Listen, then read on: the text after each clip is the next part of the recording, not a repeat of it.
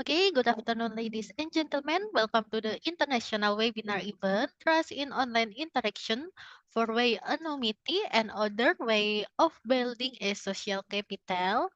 First, let me introduce myself. I'm Novita, and I will host you for today event. Now, let me welcome our special guest for today. Welcome to the Honorable Dr. Kindye Isse, as a college dean and assistant professor from Dept University, Ethiopia. To the Honorable Mr. Mikhail Jasienski, PhD, as a PhD professor, Vice-Rector for Research and Development from Novita Business School, National Louis University, Poland, and to the Honorable Miss Risma Nurhapsari as a lecturer of Accounting Department from STIE STEKOM University, Indonesia. And last but not least, also to the Honorable guests and audience today. Okay, before we begin, I have a few housekeeping notes here.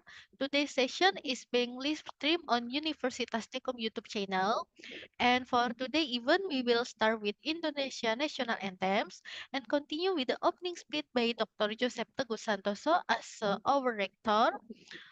In the next session, we will begin with the main event presentation by our special guest for today and continue with the Q&A session after each presenter already presentation and a picture for documentation, and last step is for closing. First, we will sing our national anthems. For Miss Kinan, you can start this session today. Thank you.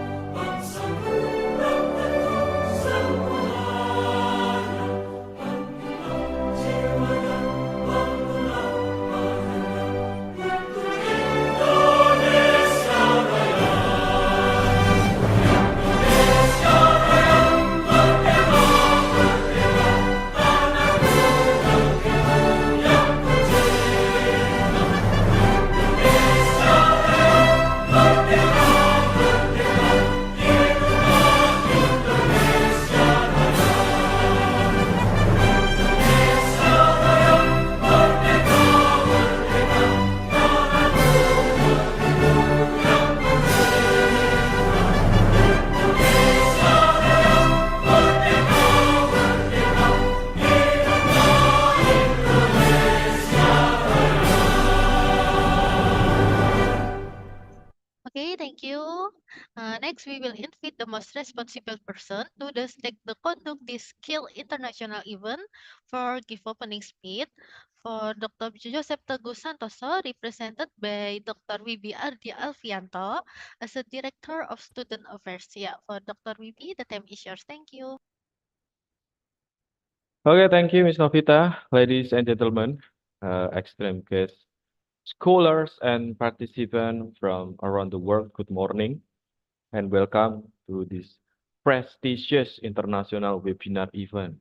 Wow, I stand before you today with great honor and privilege as a representative of STEKOM University instead of our esteemed rector who, due to on-screen circumstances, could not be here with us today. Nevertheless, I assure you that the spirit of our university and the commitment to this international webinar event remain unwavering. Today, we gather here virtual from across the globe, united by a common purpose to engage meaningful dialogue, share knowledge, and foster collaboration on trust in online interaction for way, anonymity, and other way of building social capital, a topic of paramount importance today. Despite the physical distance that spared us, the digital realm has brought us together in a way that transcends border. This is a testament to the power of technology and the importance of continuous learning and global connection. And I want to thank all the participants, distinct speakers, and the organizing committee for your dedication and enthusiasm in making this event a reality. Your presence here demonstrates your commitment to advancing knowledge and addressing our world's challenge. Throughout this webinar, we have the privilege of hearing from experts and top leaders who will share their insights, experience, and expertise on trust in online interaction, four-way, anonymity, and other ways of building a social capital. Please actively participate, ask questions, and engage in discussion to maximize this valuable opportunity.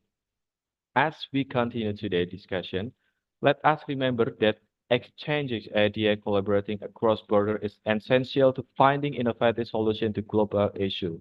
Let us harness the collective wisdom of this diverse audience to drive positive change in your respective fields.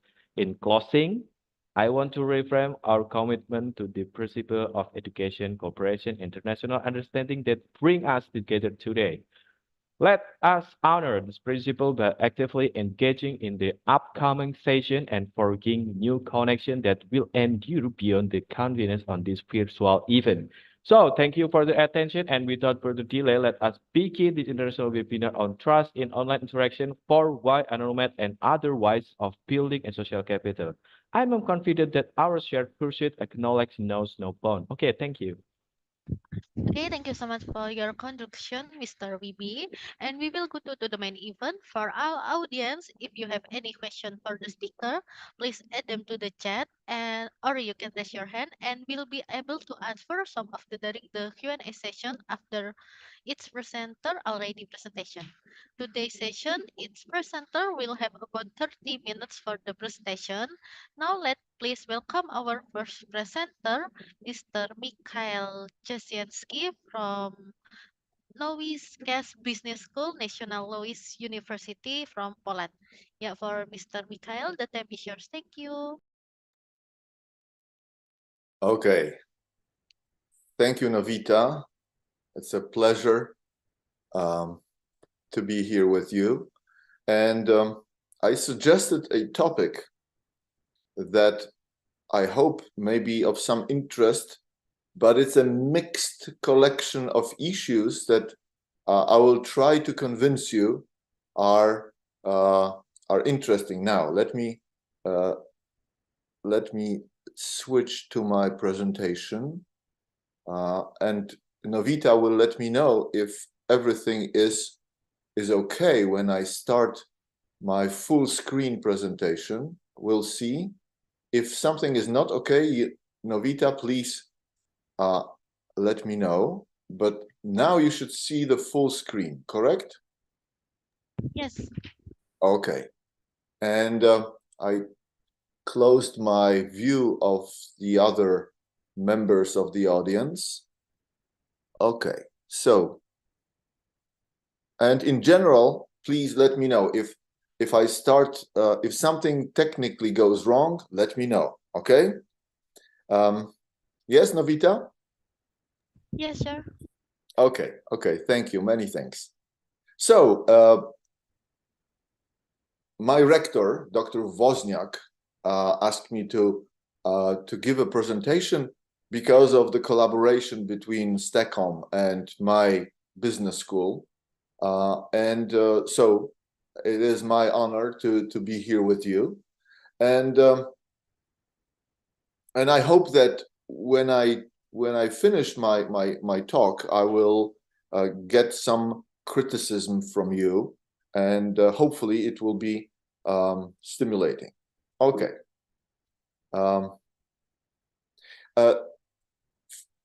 10 years ago, I just realized when I was preparing this presentation that I wrote a paper that really talked about something that I found very important for e-learning situation.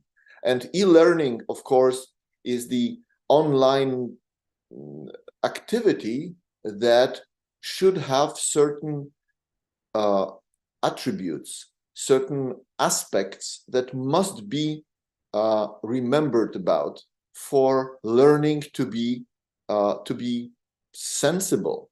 And I describe this set of characteristics. One of them is, for example, anonymity.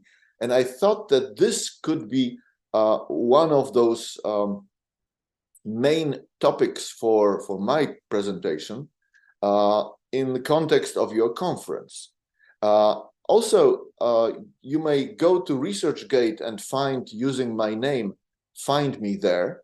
And there's a book as a full PDF. You may download it together with this paper if you care to read more.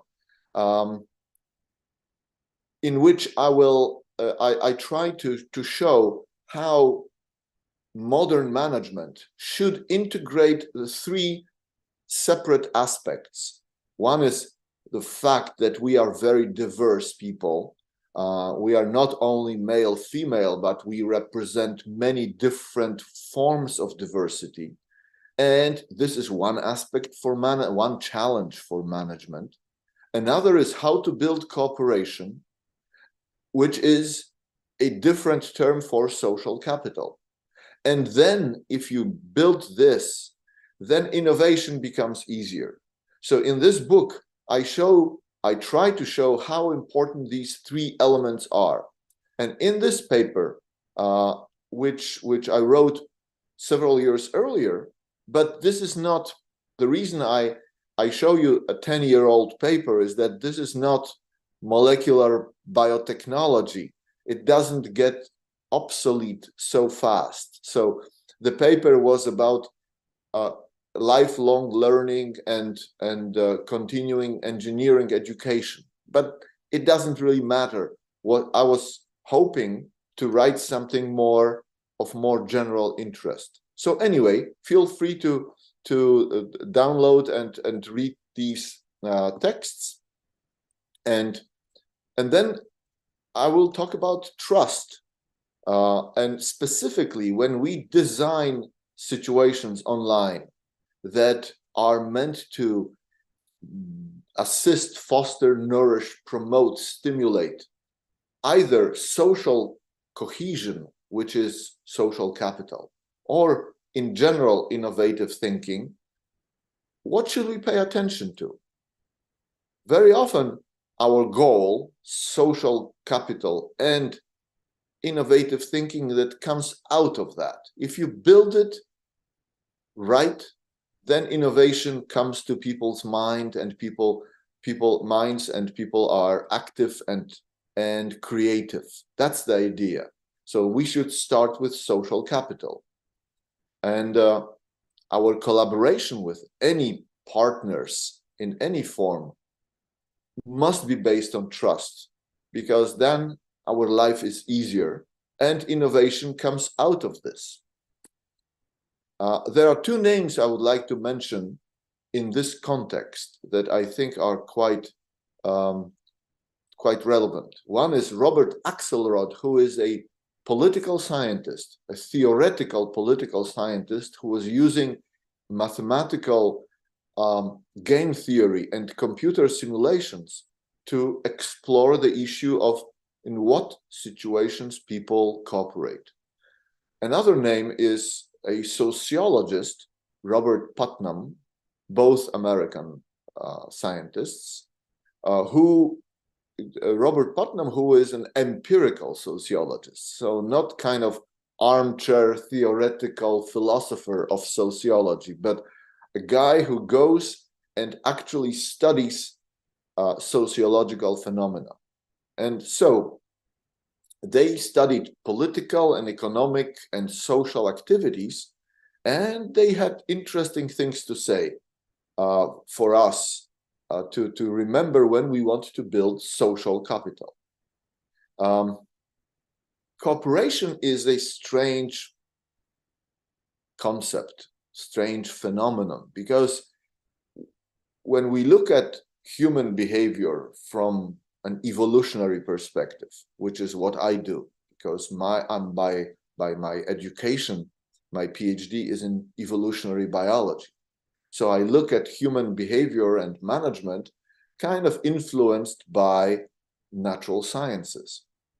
And Darwin, a theory of evolution, tells us that people and any living organisms evolved through natural selection, which means that they must be selfish. And of course, the word selfish is not very pleasant, but it describes the following characteristic, that we should maximize our chances of surviving and pushing our genes into the next generation. But the same logic applies to companies, to firms, to institutions, or even to countries. That's why I use the term selfish agent.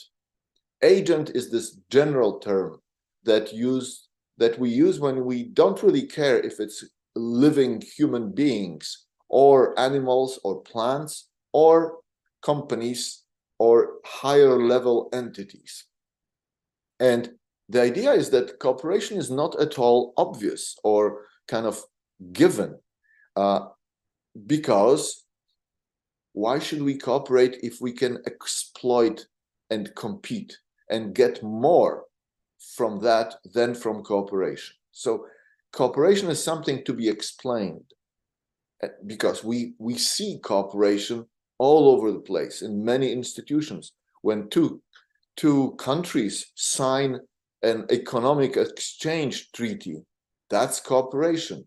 When two firms become business partners, that's cooperation. And when two people become friends, that's also cooperation. So, but we need to explain this. One approach from Robert Putnam, he wrote many years ago this book that the title was shocking to people, Bowling Alone. And the subtitle is The Collapse and Revival of American Community. Bowling is an activity that for sure you don't want to do alone, because it's part of American culture. Saturday morning, you take friends and you go to the bowling place where you participate in this. So the title Bowling Alone is such a shocking concept. How can you even say it? You don't do that alone. But he was arguing that social capital, which he measured, declined in America. And yet trust is something that must be based first on human feelings and thinking, because it lubricates, it makes cooperation easier. One of the concepts related to trust is trustworthiness. Are we trustworthy? When Novita was hoping that I would show up today in the morning from Poland, it's 8 o'clock, 8:19 in Poland right now, that I would wake up in the morning and get ready. She was hoping that I have trustworthiness in me. Her trust was, and I woke up knowing that Novita is hoping for me to show my trustworthiness. And trustworthiness flows best in networks, which means we are forming some kind of network now with Novita and other members of the STEKOM University and with the audience. And networks are also clubs, societies, associations, any form of human human grouping that is based on common interests. We want to meet. Again, I use the term agents, but of course, in the context of us, we say people meet, people recognize each other, and people build understanding of who to trust, because this is what is essential. People recognize each other and then remember each other's actions. If you break someone's trust, they will remember that, of course, because you have this register in somebody else's head. So Novita created, when we started correspondence about this conference, Novita established a folder in her head saying Michael Jasienski, or Jasienski as they called me in America, and all my actions were stored in this folder, and we keep those folders filled with data about every other person we meet. So social capital is a very general context, and if we enter as a country into conflicts, disputes, misunderstandings, economic conflicts, then we start bowling alone. We lose partners. And there was a paper published also, are your employees bowling alone? Which means, is your company maybe empty in terms of social capital? Then it means then that that something's wrong with management in your company. If you feel that, if there's a sense that people go to work and they are really alone and bowling alone. So this concept of social capital applies in many situations, of course, in our private lives as well. Putnam compiled data that show that something was wrong with he was focusing on American society. So for example, here, he was analyzing data from 1929, from the big economic crisis, to 2000 almost, in terms of what percentage of national income was given by people to charitable, to any causes that have social meaning. And we see that he started seeing decline in our social involvement, measured by money. Money. So it's a real, measurable situation. Okay, so he said, look, people, something is happening because we are not as charitable as we used to be. He was measuring also funny things, like how people respond to stop signs when they drive. And one sign of not playing the social game, which means breaking the trust of your community, is when you don't stop when you see the stop sign. Because that's the community put the stop sign for safety. And if you just roll and slow down, and some people don't even slow down, that's a sign that they break social capital. And he created an index that had several elements. I will not talk much more about this, because what is interesting is just the types of things we should pay attention to. One is measures of community life.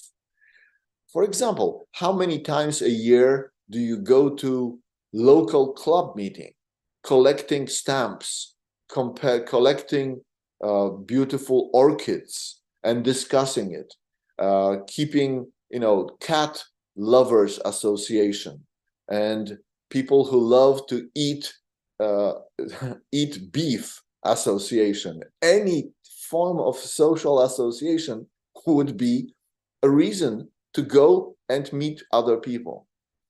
Did you serve on committee of local organization? Could be your church or could be your school committee. Are you active in this? This is your measure, part of the social capital index. Do you go to presidential elections? So for a region or a country, it's the percentage of people who go to vote is a measure of engagement in public affairs. And you put it together with other data. Measures of community volunteerism.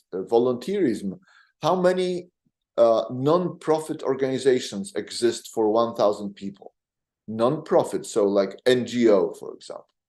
And you can measure it, you can count it using, of course, some registers and some statistical yearbooks.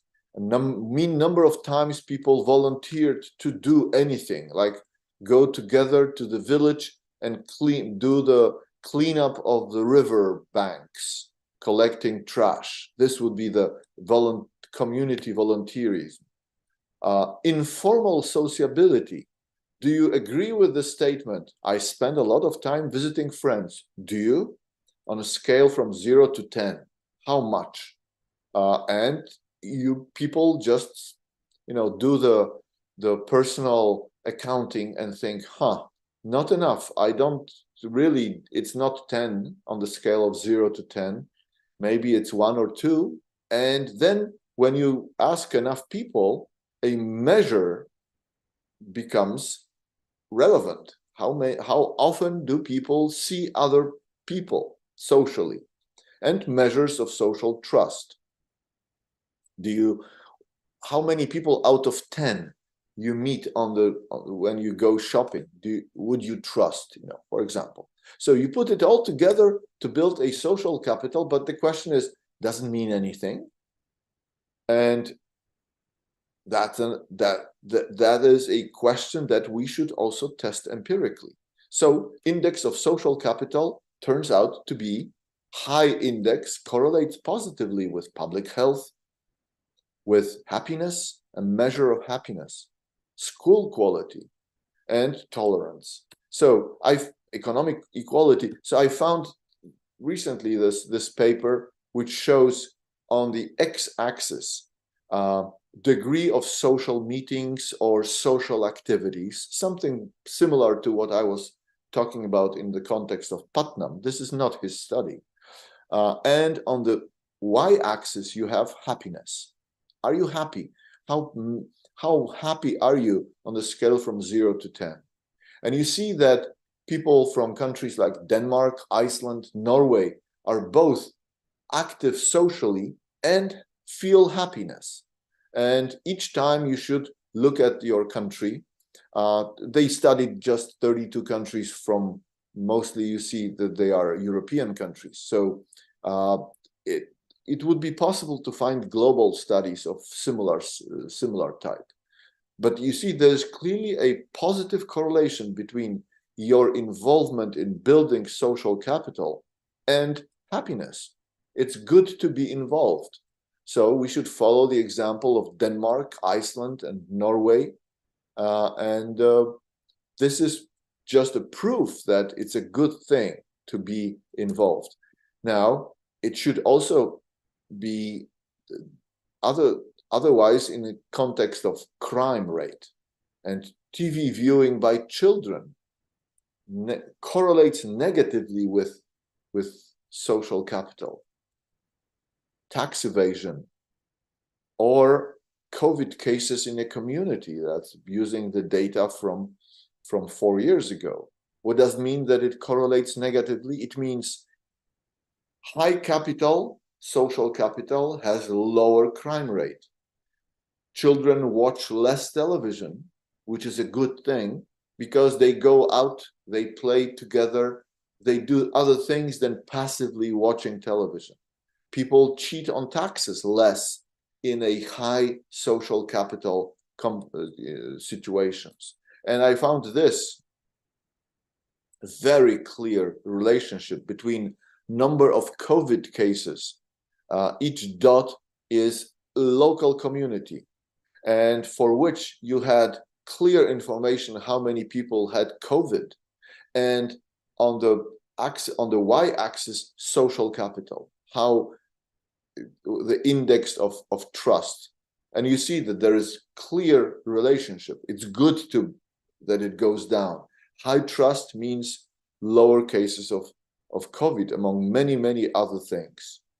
And this is a measure. When you look at this, you see a picture like this, and it is, you could build on this your own study of social trust, because this is one of the indices. How many cigarette butts you would find in a parking lot. You count it, and you do it in 25 different cities. You go to 10 parking lots next to the shopping centers, and you count number of cigarette or pieces of trash. And this becomes your index of lack of social capital. When you agree with the statement, I watch TV a lot, or you don't agree, you see that the more you agree with the statement, people volunteer, go out and do useful socially things less and less and less. So this is a measure. And the picture from a Polish town looks like this. When we see a picture like this, when the residential community divides itself, it is a measure of no social capital. And it reminds you of a Nazi concentration camp. This is the idea, of course, that social capital in a concentration camp is zero, must be zero. But we are recreating it by ourselves in a residential communities. And when we do, it's a bad sign. Robert Axelrod, the political scientist, and I will not talk much about his work, theoretical work, but a very interesting, incredibly important work on social capital for sociologists. He asked about a situation, and I will just skip this quickly, that there is a certain way of behaving in a context. He called it tit for tat, as a strategy of behavior that makes it, that builds social capital. And the rules of describing how people and institutions should behave in this context are very simple. Start with cooperation, whether you are a single person interacting with somebody else, or you are a country interacting with another country. Start with cooperation. And then, on the next move, do whatever your opponent, your other agent, did to you. So if somebody cheated, you cheat. If somebody cooperated, you cooperate. And this is a topic for a separate lecture, of course. But tit for tat is with this incredibly simple message. This is, in fact, we know this. We know this very well. Do unto others as you would have them do unto you. Of course, it's a biblical recommendation or description of an eye for an eye. This is just basically aspects of the same type of rule. When there's nobody to ask, what should we do? We are in conflict. But we behave and hope for cooperation. Tit for tat is the strategy. Okay, when we have someone else to ask to solve our conflict, we go for mediation or arbitration, but very often we don't have this situation. We should solve our problems by ourselves, and the best way to achieve social capital is cooperation. Right now, Axelrod developed certain recommendations about our social life. Increase the shadow of the future. I'll explain them in a moment. Improve recognition. Change the payoffs. Teach how to be reciprocal and teach people to care for each other. What does it mean? Well, increasing the shadow of the future, it means that you create situations in which people know that they will interact over and over again. They will, if you, in a business context, you may have a team that you separate from the rest of the organization, and they will interact very often. And you tell them, hey, people, you are stuck with each other until we finish this project.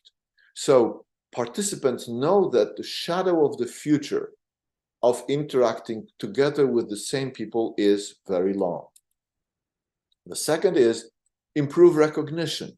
Make sure that individual people will recognize each other using tags or markers or t-shirts or hats with the same logo.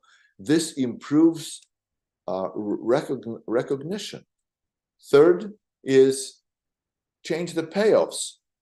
Create punishment for cheating, like when you don't stop at the stop sign, you pay traffic violation ticket. You created that. If you speed too fast, you drive too fast, you pay huge penalty. If you don't pay penalty, it means that the society doesn't care. But if you pay, the punishment is for cheating is great. Also, you give awards for cooperation. This is the changing the payoffs of social behavior. So the next one is teach reciprocity, which means explain to people what the rules of exchange is. I give you something and I hope for something in return. This is reciprocity. And the last recommendation from Axelrod, based on a lot of his research, is teach people that philanthropy, starting a charitable institution, volunteering is a good thing, is something that the society values. And when you do that, this helps. But wait, I gave you a wrong title for my presentation. Trust, four-way anonymity, and other procedures for building social capital. Wait a second, it makes no sense. How can anonymity be good for social capital when I said a moment ago that recognizing individuals is good for social capital? So how can anonymity be good? Well, the quick answer, and I wanted to create a small provocation with this title. Quick answer, anonymity means sense of fairness. And when you have a sense that life is fair, you are motivated to trust the rules of the society and maybe to trust others. Let me explain. When I teach organizational behavior, I give students the list of kind of concepts and ask them to decide, are they good or bad for innovation? Are they barriers or bridges for innovation? And then we discuss each one. They decide, is bureaucracy good or bad? Is hierarchy good or bad for innovative thinking? And usually it looks like this. They say, anonymity, no, it's a barrier. You don't want to disappear in anonymous situation. It's a barrier to innovation. And then we talk about this. I don't want to, this is not organizational behavior lecture. So you see that we decide, in general, the group decides usually like this, that some aspects are bridges, they bring innovative thinking, and others are barriers. But when you talk more, you see that sometimes it's a bridge, like autonomy, independence, entrepreneurship. It's a bridge which makes it likely for people to innovate, but sometimes it has also disadvantages. Autonomy is lonely.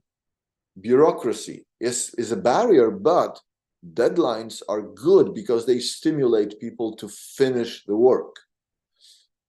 Improvisation, searching, it sounds very like exploration, very creative, like in jazz music, you improvise. So it's a bridge. Well, but sometimes it's a mess, it's a chaos that is not productive. So you see that when we analyze these things, the more you talk about it, the more complex it becomes. So of course, I focus just on one of them. Anonymity, what happens? There are different things people can say about anonymity. Oh, it's a good thing because I don't have to stick out of the, out of the crowd. No one knows who the author is who made the comment.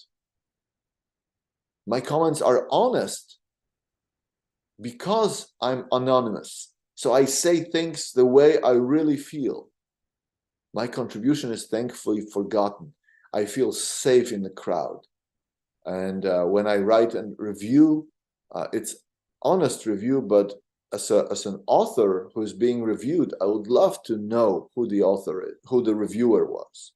So you see, some of the comments are good, my comments are honest, but sometimes the benefits are covered by disadvantages, that anonymity is not good because it makes people say nasty things, knowing that no one will know who said those things. And it's not an honest criticism, but it's awful. So four-way anonymity is a system that we created at our university in Poland. When I was dean many years ago, I designed the system, and when there's describing the relationship between students and advisors and reviewers, three parties to this problem. And I marked who knows and who should not know about the other party. So student knows who his or her advisor is, hopefully, yes? All right. Student should not know who the reviewer is. Advisor hopefully knows who the student is. That's the idea. Yes, we assume that the advisor will know who is the seminar goer, the writer of the thesis. But advisor should not know who the reviewer is of the thesis that the advisor is promoting.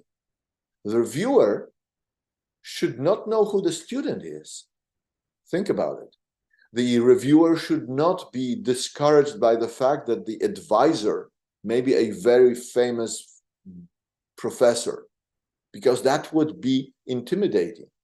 So there are four elements here. Does not know means four-way anonymity in our system, because I analyzed thousands of theses and the grades given by the reviewers, and it was clear to me that people are not objective when they know who the advisor is, and they are also influenced by the gender of the advisor and the gender of the author.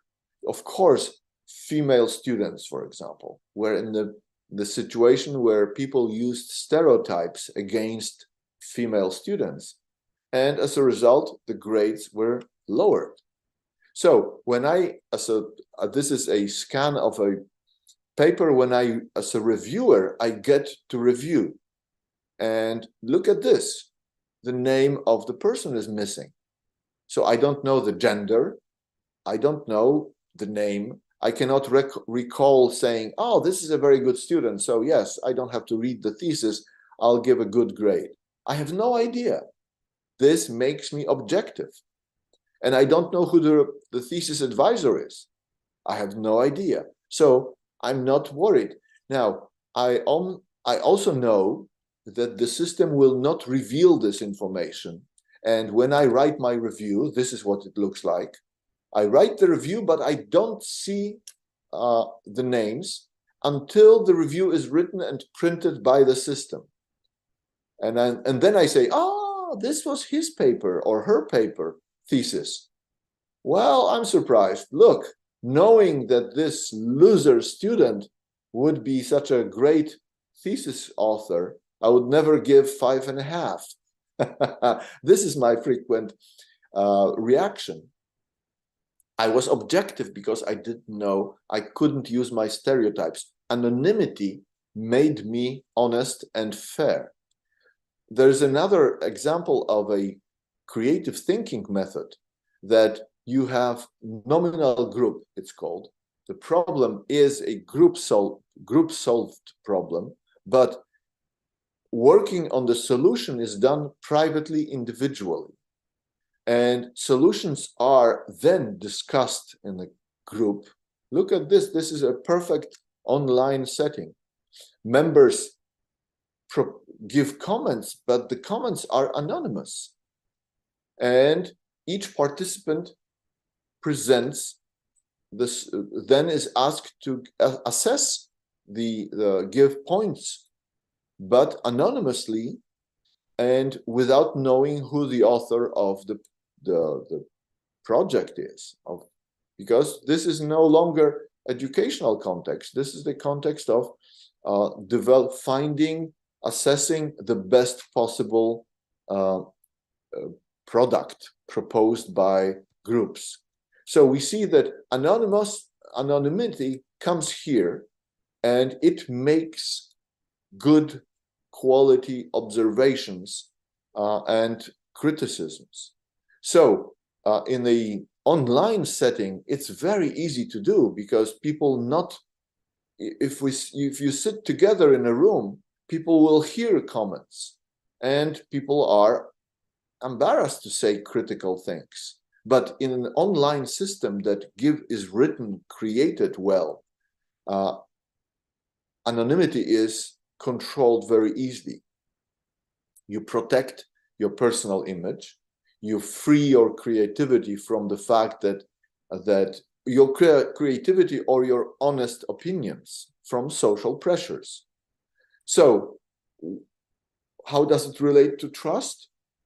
You remove sources of corruption, sexism, racism, or any other sources of intolerance when participating in a social exchange of ideas or goods or criticisms. People, as a result, start believing that they will not be treated as a category of wrong race, wrong gender, wrong beauty, wrong color of the skin, stuff like that, wrong age, that somebody's too young or too old. This is all affecting how people are perceived. And when anonymity helps that, because removes this problem. And then when I know that I'm no longer discriminated against, I can trust other people, I can trust institutions that I will be treated fairly. So this is the important issue. One must prepare the social context, in this case, write the appropriate intranet solutions that will foster exchange of ideas. By that, I mean, like our system of four-way anonymity at our school. Follow Axelrod recommendations, but of course they made sense, those recommendations. In some situations you want to recognize individuals, but in many situations that I showed you, you don't want to know who other people are, because it helps with honesty and quality. You can create individual indices of trustworthiness. In a world of big data right now, online, every data is collected. So it's easy to create a person's trustworthiness index. You collect data automatically and you compute. I will jump quickly through this, that you can student-teacher interactions, you can also collect data about, and I'll just jump quickly through this. You can collect information what students think about the teacher's quality. Academic quality can be evaluated by numbers of citations received by academic teachers. Professional integrity, would you trust your teacher in collaboration with him, that somebody would not steal your ideas? Or personal integrity, would you invite your teacher to your birthday party? That's a kind of measure. People would say yes or no. I hate the guy, I would never invite him. Or yes, I love the guy, I would invite him. So as a result, you can measure, count, and compute the index of trustworthiness. And I argue that technology is wonderful with that. I'm almost done with this. The last message, that technology can revitalize our intuitions of what matters in this world. Technology allows us to capture a lot of information, allow us to focus on important things, and know for sure that we don't have to memorize trivial things, because we'll find them easier using appropriate resources. technological resources. And the small village, when people knew each other based on individual interactions, based on trust, can be recovered, recreated thanks to technology. When we sit together now using cameras, that's why it's so important to use cameras, people. When you don't use cameras, we cannot start building trust. That thanks to technology, we can do it. And this small village pattern of interactions helps us with e-commerce. There will be conversations on Wednesday about e-commerce, but good e-commerce is something that that is helpful when you think about trust. Makes no difference if it's online or live, because it's always about us. Like success of eBay, they knew what we pay attention to. We create our reputation on using eBay or any other platform for e-commerce, and our reputation is based on our score that we accumulated over the years. And this score is something that is our e-reputation, our index of trustworthiness. So you work hard. I will not talk about it because it's a separate topic. How you introduce those procedures into your technological environment in which you live. Just like with our thesis evaluation at our university. You create those features that, as a result, build trust. How you manage access, who decides about task allocation, who has the right to give comments anonymously or not, who evaluates proposed ideas. So anonymity is a very useful tool when you control it, of course. And an open forum that you don't control, we know, is a source of hate, comments, and horrible, unpleasant, asocial behavior. But when you control anonymity, it becomes a useful feature. So sometimes it can be very useful, but we must be very careful how we use it. And data and technology allow us to use measures that are quantitative and precise, but in the long term, we care about trust and human feelings and human interactions. And this is the message that I wanted to bring to you from Poland. Thank you. Okay, thank you so much for the wonderful presentation, Mr. Mikhail. Yeah, for our participant, if you have any question for the speaker, please add them to the chat, or you can raise your hand. Okay, for first question, we have question from participant in the Zoom. Yeah. Good morning. I am Kinan from business class. Have a question for Mr. Mikhail. Here my question. In the real of online interaction, particularly with the advent of four-way anonymity and other methods aimed at building a social capital, how can we effectively navigate the delicate balance between fostering trust and ensuring privacy or security in virtual environment, especially considering the diverse cultural perspective and varying regulatory framework across different regions? Thank you. And also I already think read in room chat, sir. Yeah. I think that the question was asked at 8:19 at the beginning of my talk, and I am assuming that when I was talking, I explained, I answered some of these questions, because when you were writing the question, you had all the right to be surprised. How can you use anonymity for a good function in our process, when we know that anonymity is hurtful very often, because anonymous exchange of comments brings hateful comments very often, most often. And so I hope I explained this really afterwards. And another question is from Ardinugroho, who is on the camera here. Hello. In light of the increasing prevalence of four-way... No, Ardinugroho and or in the camera is different person, sir.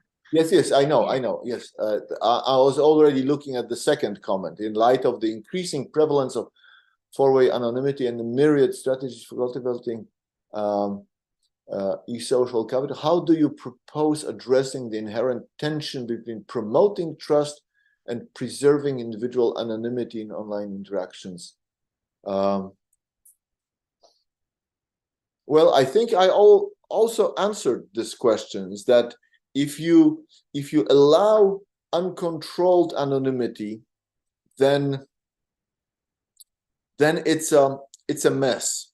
It brings the worst in people when they can say anything and nobody can catch them. They will not be ever punished for saying horrible, hurtful things. So that's incorrect. That's wrong.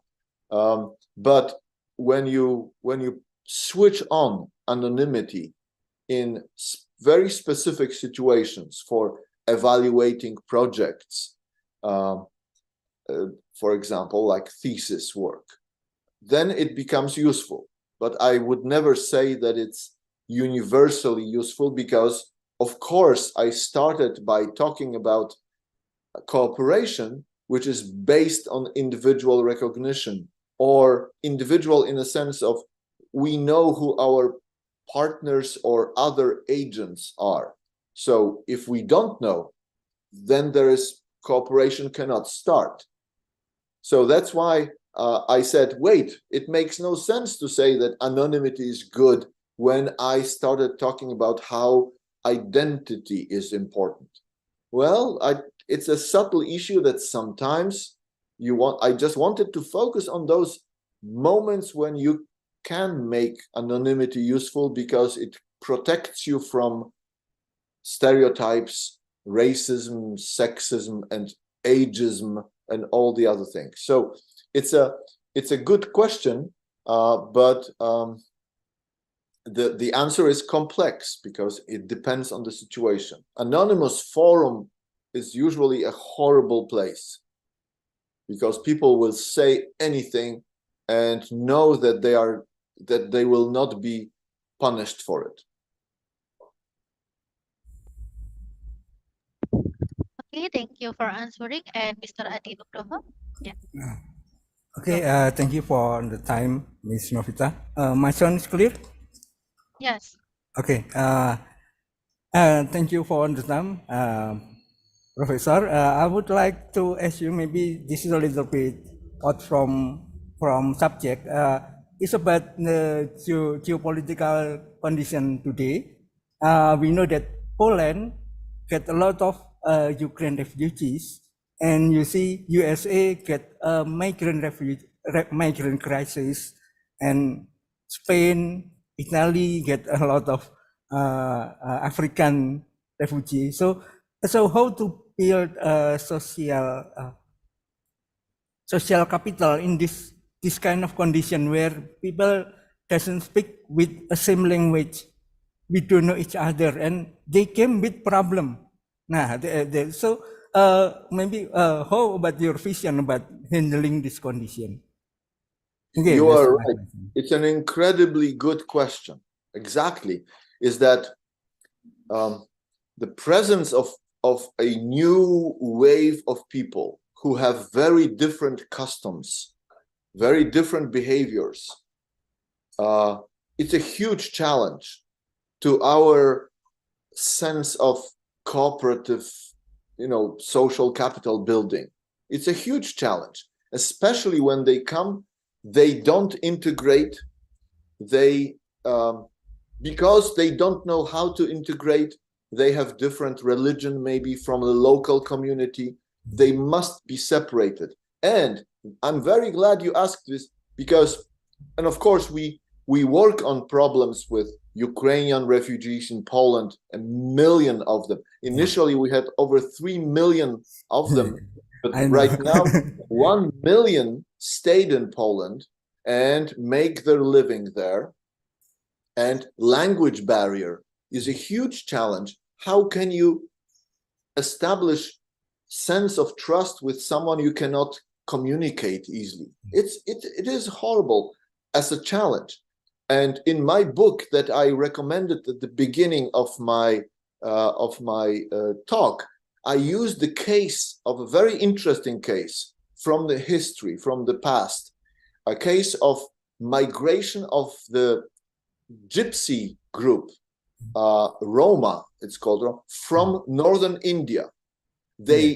It was 1,000 years ago. They migrated from northern India, like Uttar Pradesh, to Europe. And they migrated to Europe to many countries. In each country, they were a separate entity, social entity. In some countries, they stayed in large numbers.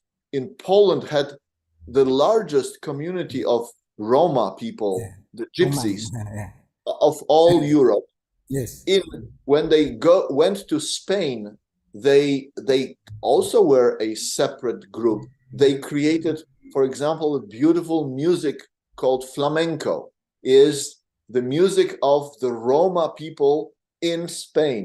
But anyway, the problem in Poland, they always had problem with integration, hundreds of years.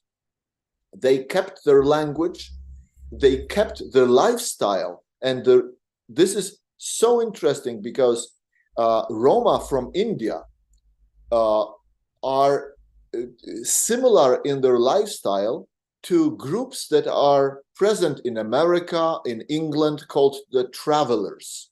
And they are not different racially because they are, they belong to the white people, but they have the lifestyle of traveling people. They don't settle down. And they suffer the same type of problems as Roma, as the gypsies in Europe. Because the gypsies had problems with integration, not necessarily because they had a different skin color, but because they were traveling. They would never settle. They moved their camps with their big wagons. And as a result, local community could never have long-term shadow of the future, what Axelrod said, shadow of the future. They could never establish that because there was no time. The next week, the Roma group went and traveled somewhere else. And as a result, there was never trust. Local people would accuse the gypsies, accuse that they steal things, and stuff like that. Why? Because there was no social capital, and the same problems are about travelers, and the travelers is the name of the social group in England. So migrants, it's a huge challenge to the system, and there is no good solution because we, as human beings, we are just basic. This is what I always say to my students, that organizational behavior as a course, it's a course that will always be given as long as we are humans. You may not have a course on typing your keyboard because you will dictate your messages. This will become obsolete. But human interactions, whether they are online or in real life, will always be important. So no amount of technological progress will make human interactions irrelevant. And I think Adi Nugroho, you pointed to the crucial challenge in the modern world: migrating people, and not enough people, not enough time to build social capital. And as a result, you have conflicts, and there's no solution to it. There is a million Ukraine in Poland. Almost 1 million 1 million. Ukrainians living in Poland right now, because many of them initially came and then returned to Ukraine, and some of them went to Western Europe, but 1 million stayed in Poland. So, but of course, we have the same problem when you have Ukrainians are, in terms of religion, very close to, they are not, many of them are not Catholic. And religion is one of those moments, aspects that makes it difficult. When you have migration of Muslim people to France or Germany, they have additional challenge from integrating with a Protestant or Catholic local population because of the difference in religion, because of the difference in the style of dressing, and everything creates a reason for conflict. Huge problem. So thank you for this question. Okay, thank you for the answer. Okay, I guess that's my question. Where are you from, Adi Nugroho? Where are you? I'm a lecturer in the STEKOM. Okay. No, lecturing here. Okay. Okay, thank you. Thank you. Okay, Ms. Novita. Okay, thank you so much for your time, Mr. Mikael. Okay, and I will go to the second speaker, Miss Risma Nurhapsari, as a lecturer accounting department from STEKOM University. Yeah, for Miss Risma, the time is yours. Thank you. Okay, thank you, Novita. Do you hear me? Okay. Yes.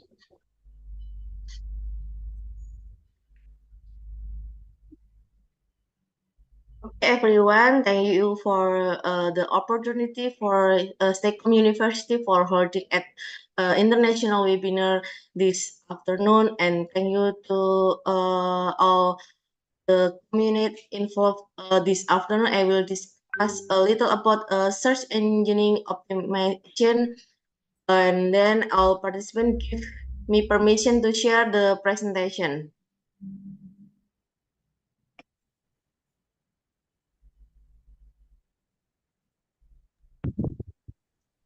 Bu Risma yang share screen Kinan atau Bu Risma, Bu? Aku enggak apa-apa. Oh ya, oke.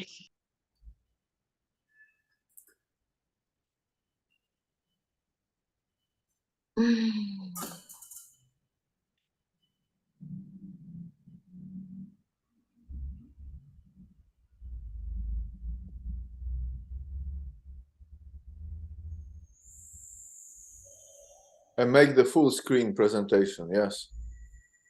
The slideshow. Okay.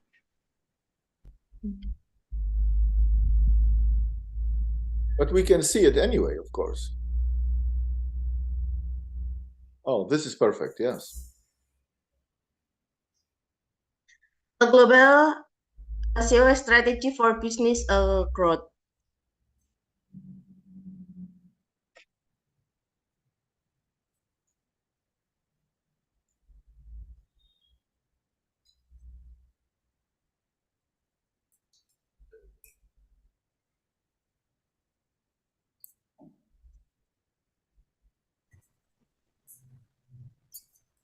Hello, can you hear me? Waiting for the minute, Miss Novita.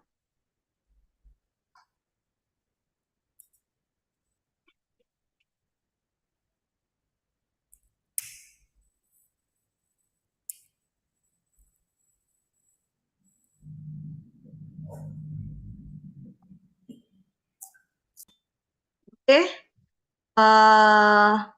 Slide.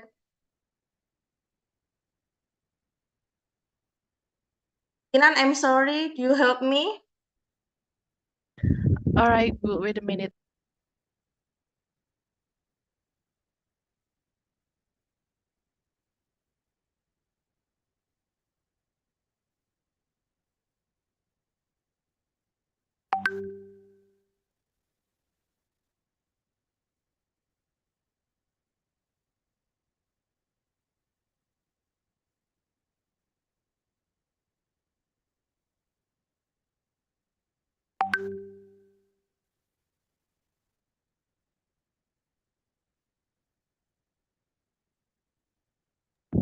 Ya, bisa dimulai, Bu. Oke. Share screen. Nov belum digedein sama Kinan kayaknya. Dari PC Kinanya nggak bisa, jadi udah full segitu aja, Bu. Nggak apa-apa ya? Ya. It's okay. Hmm. Okay, thank you, thank you.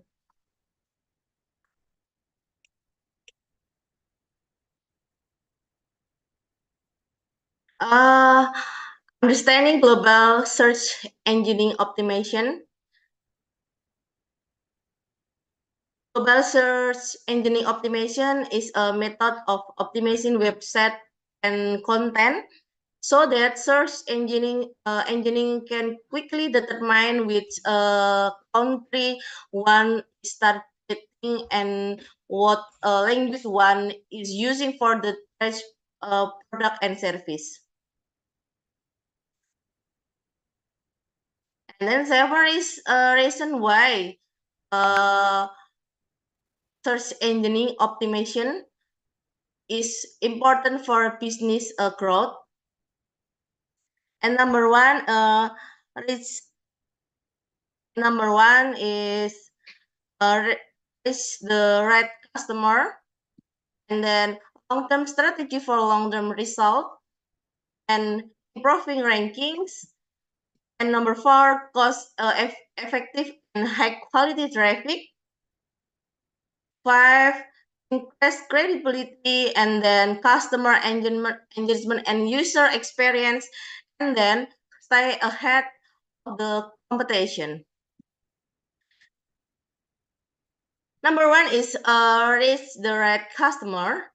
Digital tools like search engine optimization allow us to target very specific customer by optimizing website to appear in very specific search query on the very specific demography, is very specific location, and targeting specific location called local search, and has proven to be very powerful and therefore important to not only attract customer but also increase sales.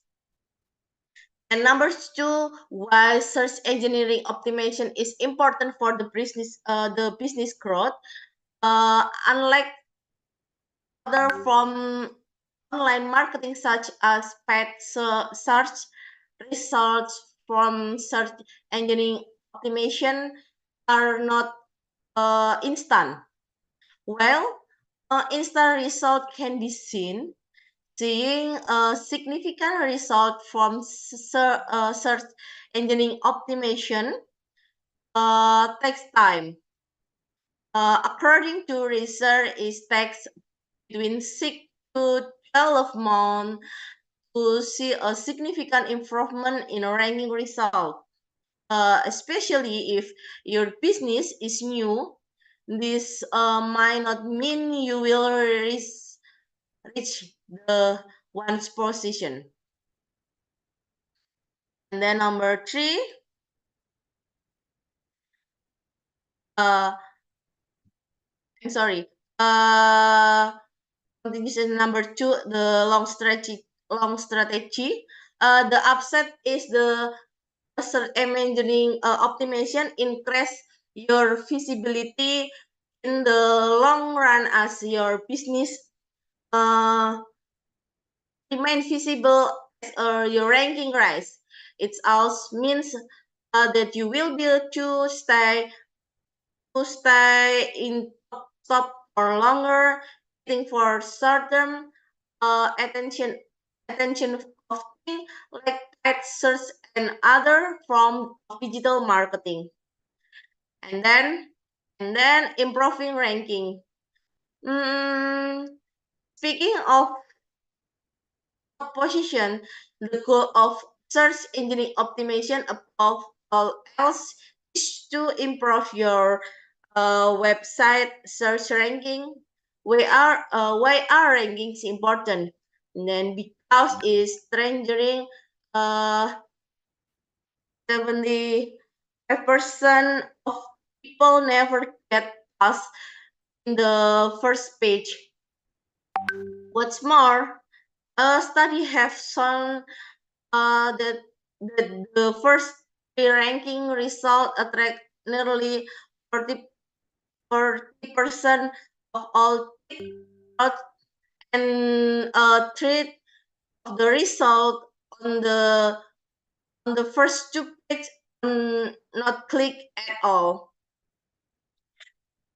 And then this means that if your website approach on page 3 on the search result, you are as a good invisible. And then number 4, cost effective and high quality traffic.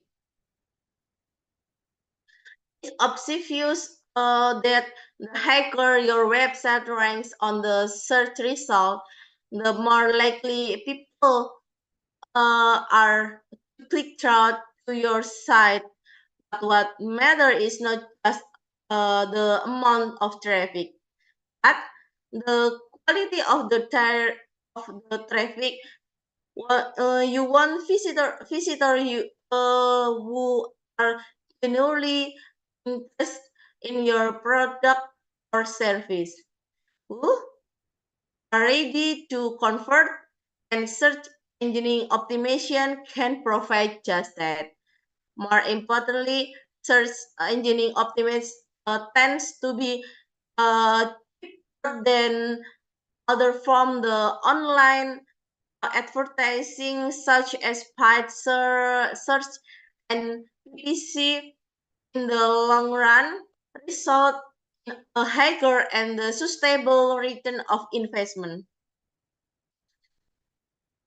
And then number 5, increase credibility. Increase credibility and people are consistently bombarded by online advertisement so much so that the start getting and fatigue.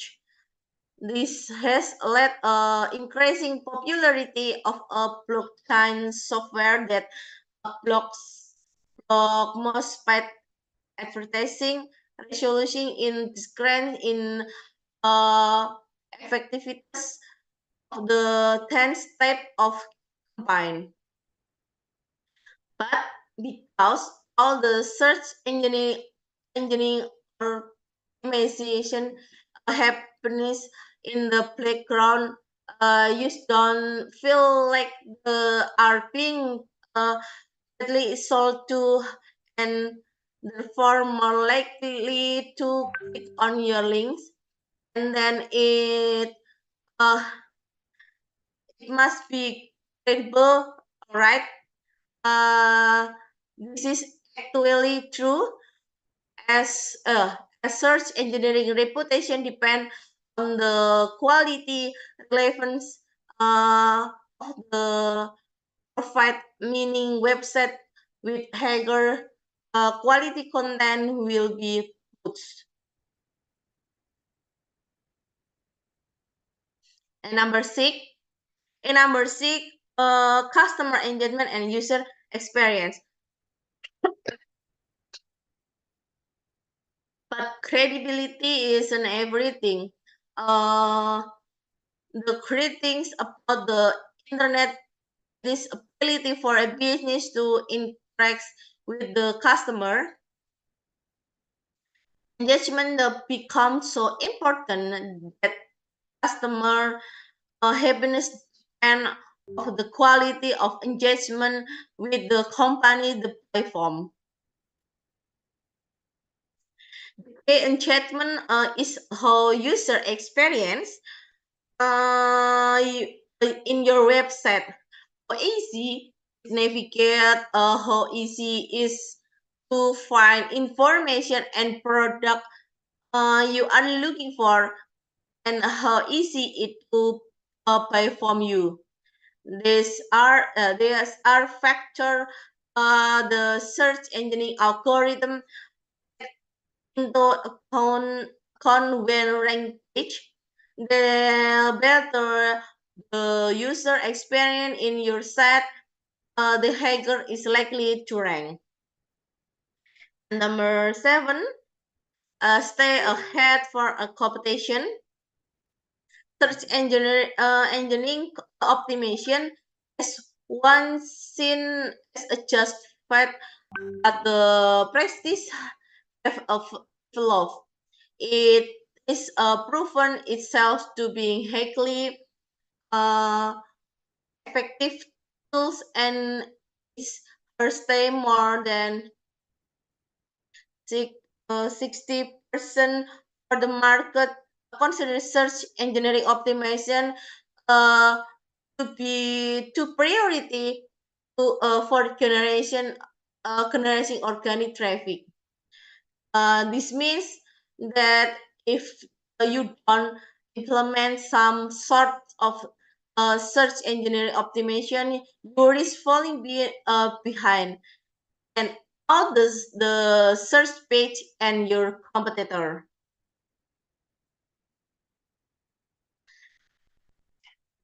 And if you want your business to thrive, you need to ahead and the curve and having a top position in search result page is hard advantage. Online business has become highly competitive, especially in today's global business climate. This has increased the improvement for a business. I have a strong online presence. Importantly, having effective search engine optimization certainly not only give you your business a strong online presence, but also will allow it to grow to thrive. And then next slide, Miss Kinan.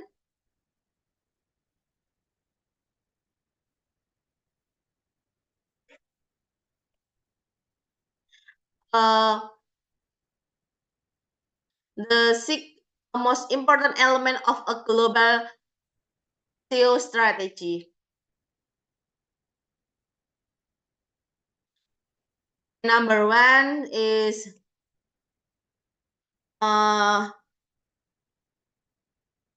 listing flat tag. Number 2, a design on search engineering, and number 3, SEO and keyword are different.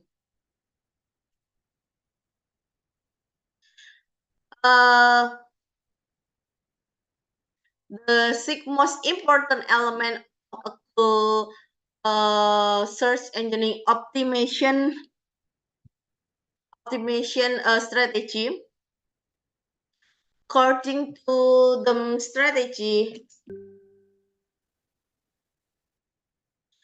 according to them of search engineering optimization expert from Dubai and London at Traffici, the Sigmund important element of an international search engine optimization strategy are also follow. Number 1, flank tag.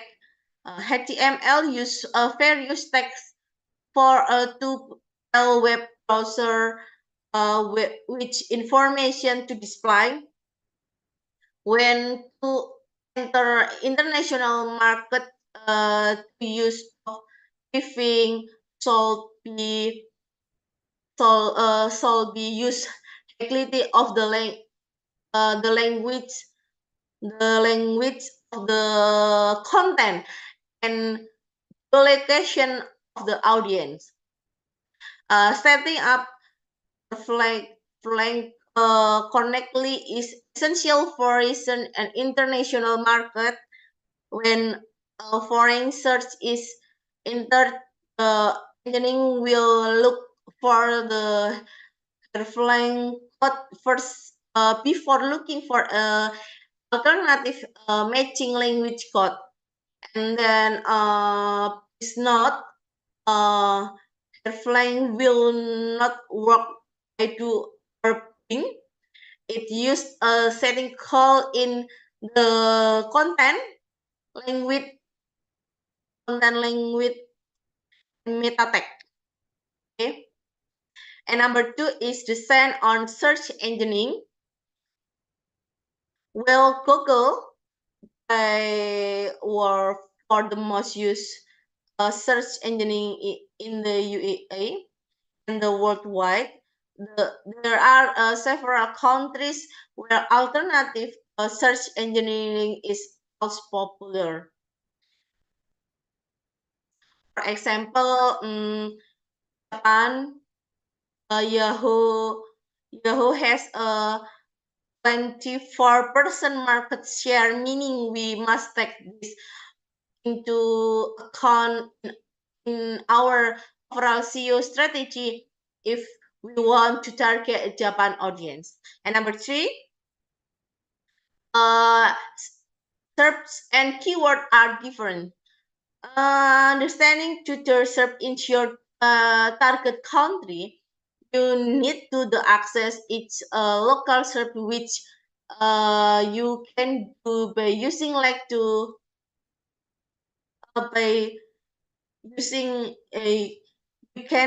using tools like Screaming Frog.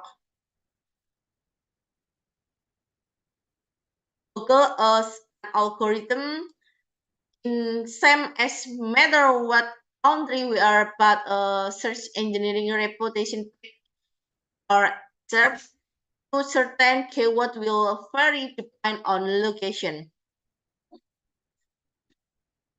You also need to consider change in the division if is country with a language. For example, if search in America and then in the UK, you will find very different result because in the UK the word football is used instead of soccer. Okay, next slide, Miss Kinan. Don't miss. Okay, thank you. And number 4, avoid translation service. For translation service, the internet has a different regulation depending on the region, which means you may need to change part of the website that are designed of international audience. The best example for is GDPR, which is relevant in any EU country and UK. Without going into the policy, it's essentially give user more control over how their data is processed. Number 5 is consider local law. The internet has different regulation depending on the region, which means you might need to change part of your website that are designed for international audience. The best example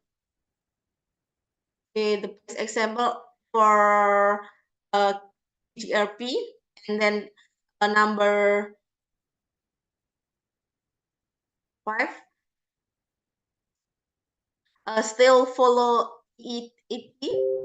You should focus on the tasks such as building your brand, including credits in article, improving the accuracy in information, implementing security strategies on the closely monthly user content, and upgrading to Google's quality assessment, building user priority experience, output, story, and toward when you are targeting international market, this is very relevant.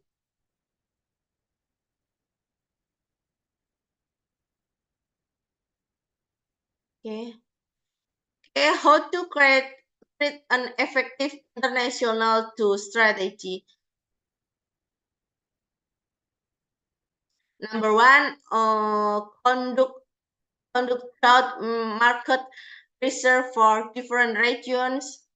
Number two, identify target keyword for international optimization. And number three, customs your content to culture and regional preference.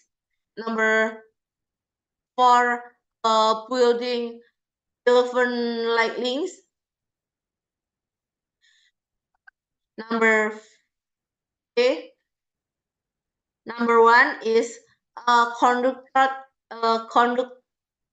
market research for different regions to understand the search behavior of a new audience and adjust your SEO strategy accordingly. You need to conduct market research for the region, research the competitive landscape to find how your competitive approach SEO in particular market. And number two, identify target keyword for international optimization. Your keyword research so consider launch variant culture and specific search behavior, and then in the global market, analyze your competitor keyword can uncover value business opportunities and uncover a question that drive track and conversion for your competition. You can start by using the keyword web tool. This will help you compare your current ranking with competition you found in the first step for the new market you are focused on. And the number three, customize your content to cultural or regional preference. Localizing your content instead of simple translating in can contribute to higher user engagement, is more likely to resonate with you.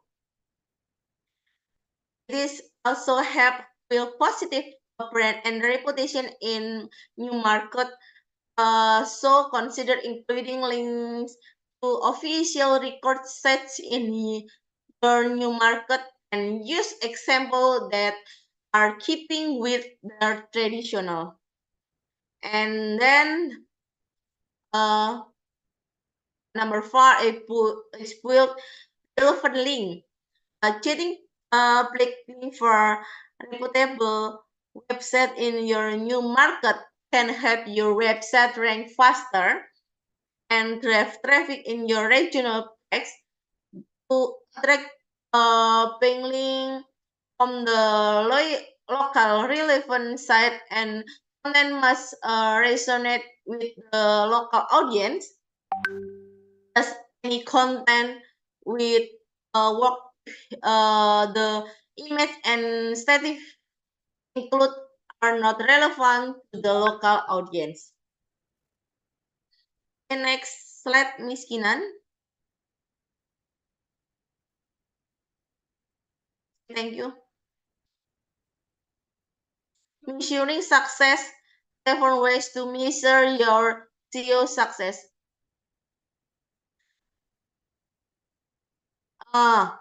Search engineering optimizing success is or more than just ranking for keyword. It's also providing better digital experience.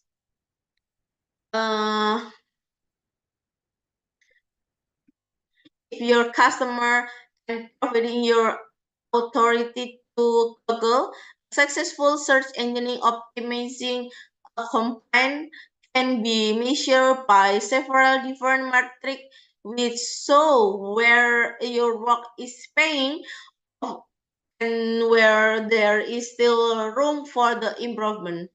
And they are a key metric to track your shift progress. Number one is organic traffic.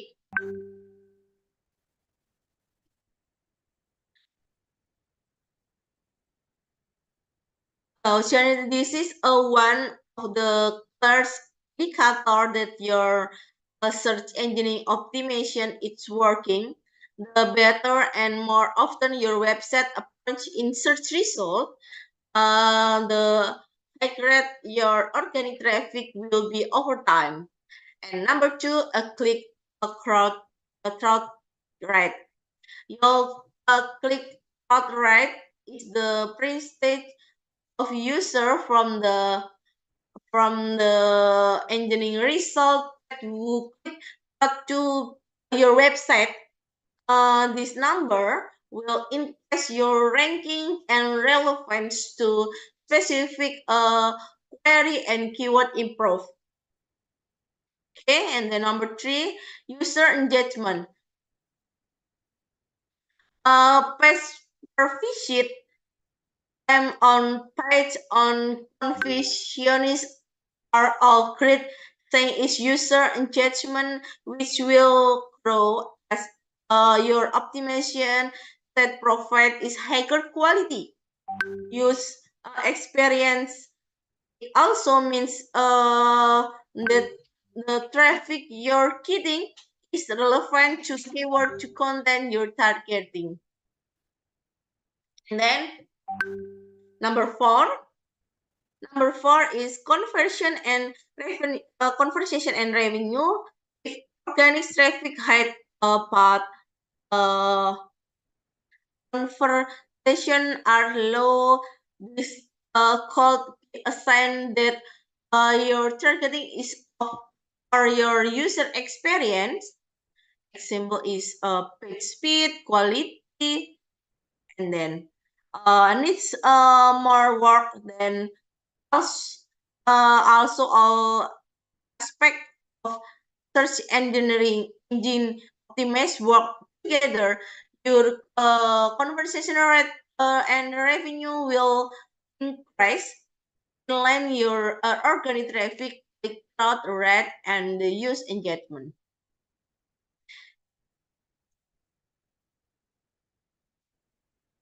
And number five, bounce rate. Bounce rate, this is a number of people who only visit on the page on your website before quitting, and can be indicator that your site was not be fully optimized or your attract or visitor who are not interested in market purchase. Ideally, as your site improve, this number should decrease in increase in bounce rate is an indication that something is not quite right.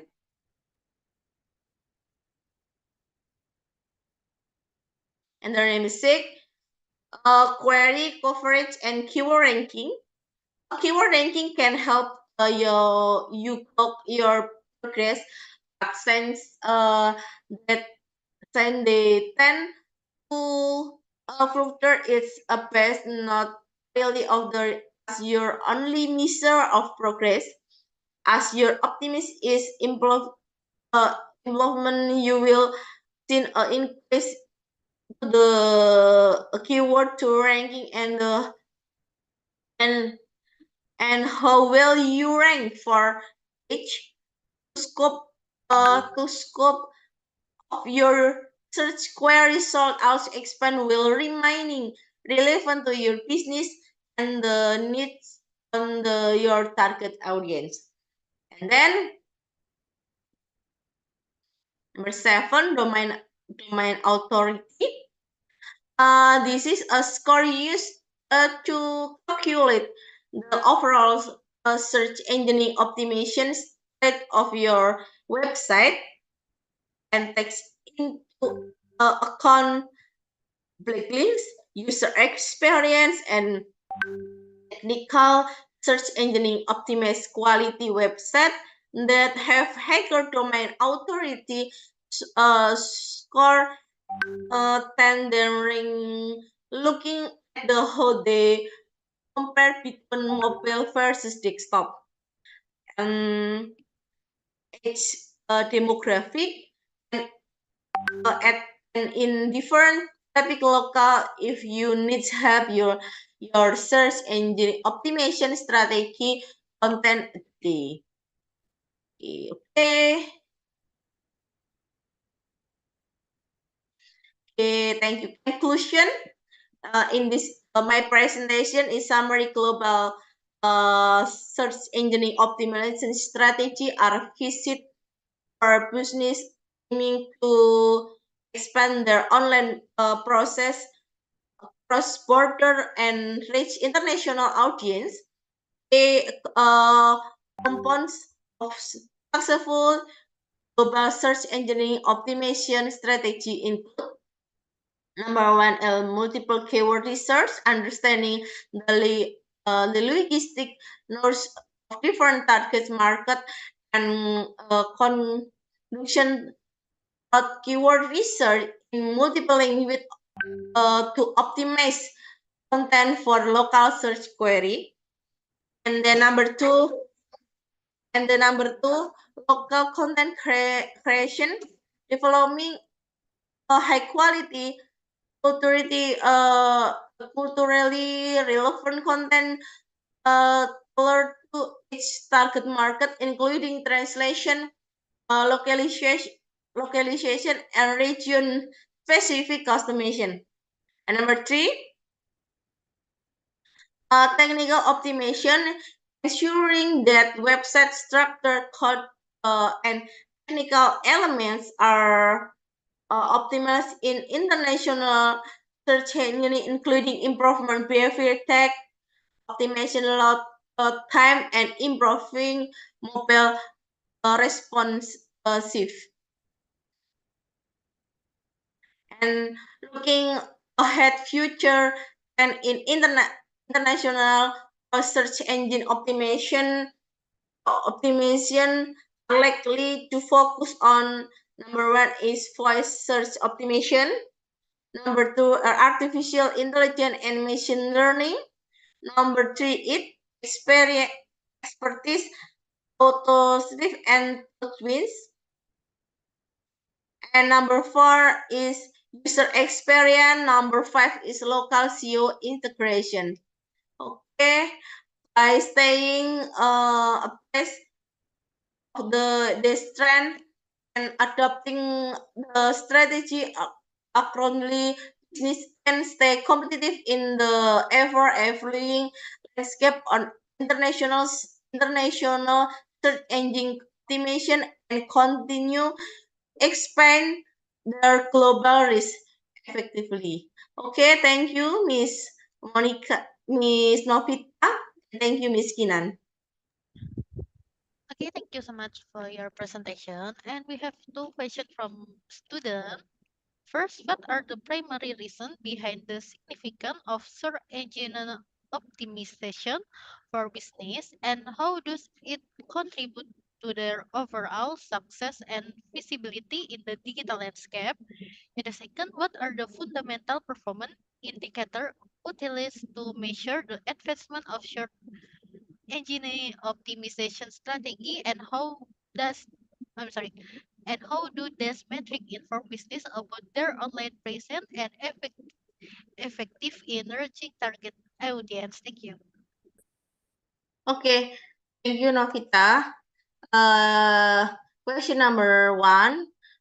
Primary reason behind the significance of search engine optimization for business and how does it contribute to their overall success and visibility in the digital landscape? It has been explained that SEO is important for business because number one, as the right customer, digital tools like CEO allow us to target very specific customer by optimization website approach is very specific search queries on very specific demography in very specific location. And then long-term strategy for the long-term result, the upside is that SEO increase your visibility in the long run as your business remaining visibility, your ranking rise. It's also meaning that you will be to stay in the top for longer, beating the short-term attention of the like search and other form and digital marketing. And then improving ranking. Speaking on the top position, the goal of SEO of all else to improve your website search and ranking. And then cost effective and high quality traffic. More important, SEO tends to be cheaper than other from the online advertising such as paid search and PPC in the long run result uh, result a hacker and sustainable return on investment. And then increase credibility and customer engagement and user experience. But credibility isn't everything. It's great is about its internet is ability for a business to interact with their customer. Engagement has become so important. The customer happen on the quality engagement with the company, the platform, and the and then I had of the competition online online business has can become highly competitive, especially in today's global business climate. This increase the importance for business for having strong online presence. And question number two, uh, fundamental perform indicator. All right. Utilities measure the advancement of the SEO in the competitive era digital. A strong online operation have become very important for business and website. To achieve this goal, the search engineering optimization or SEO has become widely used practice. One of the key aspects of SEO effort is the use of the market type of market SEO on page metric consists of keyword ranking, click rate, average time on page, return rate, and conversion rate, and of page metric consisting of number and quality of inbound link, domain reputation, and influence of social media. Okay, thank you, Miss Novita. Okay, thank you so much for Miss Risma. Okay, I'm apologize before for Dr. Kindye Isse for today's session is cannot join because of technical issue. He will join in the tomorrow event. Yeah, before I close this event for our participant, please open your camera. I will take a picture on the count of three. Okay, 1, 2, 3. Okay, another one, 2, 3. Smile. Thank you for your keen cooperation. Finally, we come to the end of webinar today. We would like to thank you for Dr. Mikhail, Dr. Kindye, and Ms. Risma for the wonderful information and sharing your knowledge. We hope this information will be beneficial for all participants. At least we hope to have more collaboration in the future with all of you the webinar for today. And yeah, we have to see you soon. Thank you and have a nice day. Thank you so much for Dr. Mika for your time. Yeah, thank you and goodbye. Yeah, for all students can absent in the link. Yeah, thank you.